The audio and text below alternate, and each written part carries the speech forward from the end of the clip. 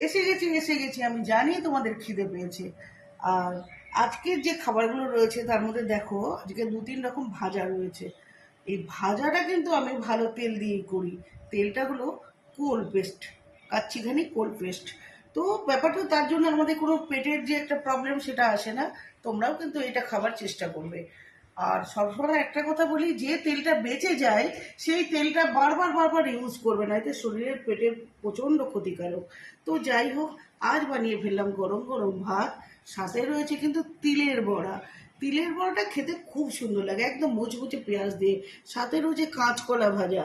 আর তার সাথে রয়েছে আজকে কিন্তু ওই কারি পাতা দিয়ে মুসুরির ডাল, বাঁধাকপির তরকারি, এবং মানে কি বলবো, পোস্ত মাছ। সাথে রয়েছে জল। খেয়েও খেয়েও তাড়াতাড়ি খেয়ে নাও। ও লেবু আছে কিন্তু, লেবু খেতে ভুলো না। আর সবাই ভালো থাকো, সুস্থ থাকো।